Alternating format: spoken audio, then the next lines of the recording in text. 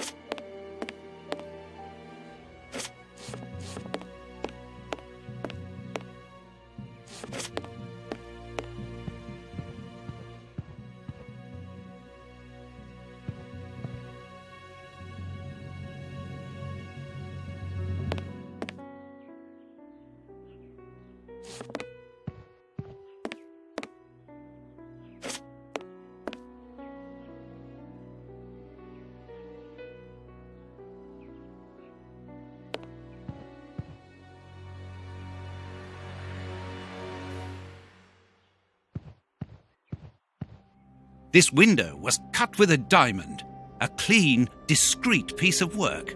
This is where the necklace was. See how tiny the hole is, and not one fingerprint upon the window.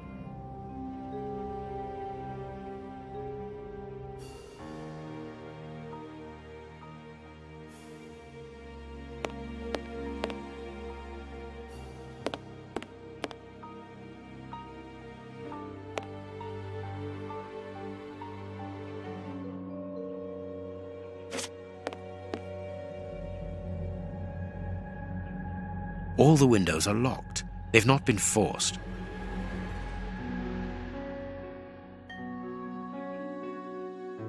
A mark undoubtedly made by a diamond. Someone tried to cut the glass, but he was interrupted. Therefore, the thief tried to escape through the window, but he was interrupted.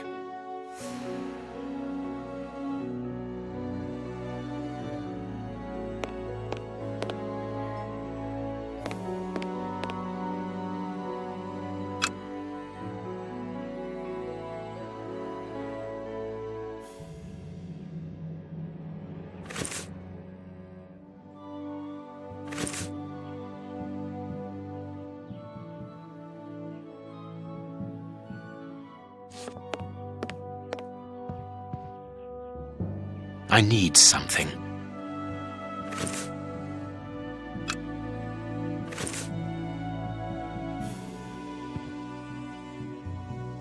Let us examine the crumpled scores that have fallen off the piano.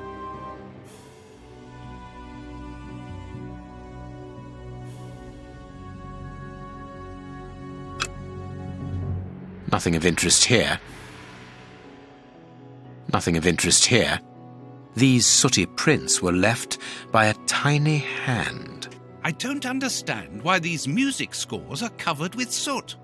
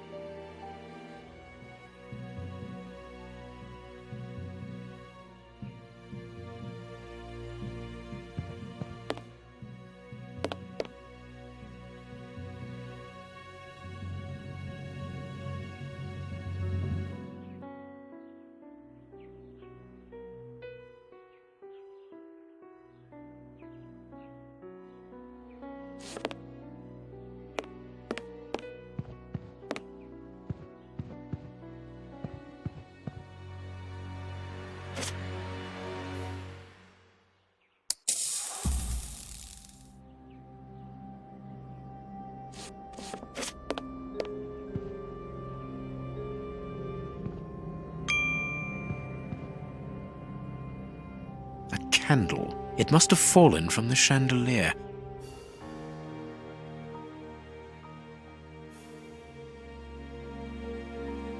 Not very well kept, this aquarium.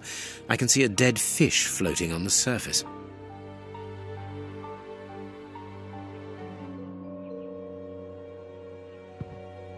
These documents are not very interesting, even though they're addressed to the Minister of Maritime Affairs. The Marquis himself. This draft screen makes an ideal hiding place. As the theft was committed at night, I conclude that the thief hid himself behind the draft screen and waited until he was alone in the room. Strange, there aren't any prints, yet I'm sure that the thief hid here. Strange, there aren't any prints, yet I'm sure that the thief hid here. When the servants arrived at the door, having been alerted by the bell, they saw evidence of the theft and the fire, but they didn't see the thief. This door is very hard to force. The Marquis is the only person to have the key. The thief could not get out through here until eventually, when the door was opened by the servants.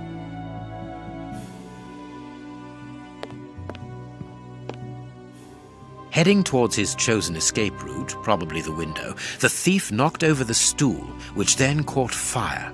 But why didn't he try to put the fire out at once? Strange. There are some objects here that have been knocked over. The fire started here, just beneath the bell pull. Whoever pulled the cord would have had his feet in the fire, unless it was pulled before the fire started. Ah, Mr. Holmes, you're already here. Good morning, Inspector. You've arrived just in time. Scotland Yard arrives like the cavalry, always in the nick of time. Ah, but I know that satisfied expression, Mr. Holmes. Have you already solved the case? It's possible. We have retraced the thief's rather unusual footsteps. He is a true acrobat. But what I cannot understand is that when the servants entered the room, there was no one to be seen. An acrobat, perhaps, but an invisible one? I do not think so. The only explanation is that the thief escaped before the servants arrived. I don't know how, but there is no other way. Half a point for the doctor, nil for the inspector. I am pleased to see that you find the situation amusing, Mr. Holmes. Very well, then. Explain. Dr. Watson was correct when he mentioned acrobatics, but he is mistaken about the nature of the acrobat. As for you, Baines, you're quite incorrect, as the thief was in the room when the servants entered. Explain, for heaven's sake, Mr. Holmes. Watson, how could a thief be missed in the middle of 8 men? I don't know. Because he is very small? Stop teasing us, Holmes. Exactly, because he is small and remarkably agile. You're thinking of a monkey? And a trained monkey at that, without a doubt, a Leontopithecus rosalia from Central America.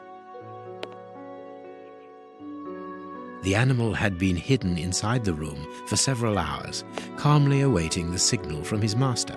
Once night had fallen and the room was empty, a high-frequency whistle alerted the monkey that it was time to begin the procedure for which he had been trained.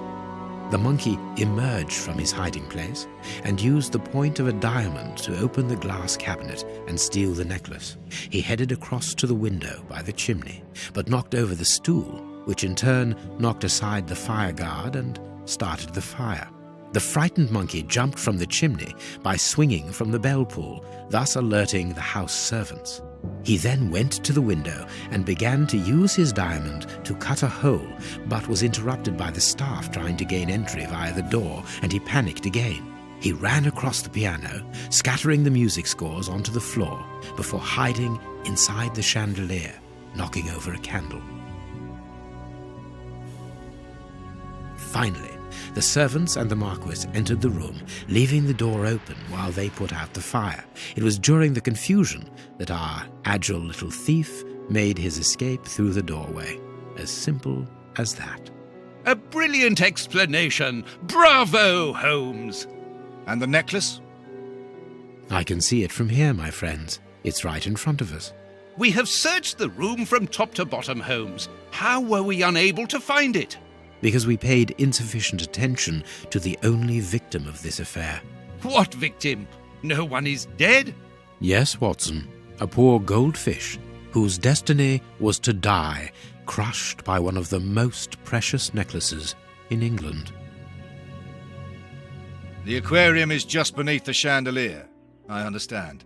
The little monkey had likely hung the necklace around its neck and lost it when he leapt from the chandelier.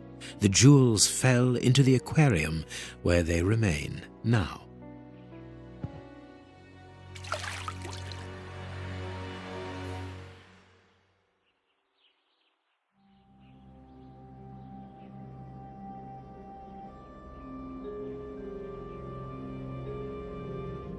Marquis, here is your necklace, intact, just a little wet. Mr. Holmes, this brilliant demonstration does credit to your reputation. Thank you so much, Marquis.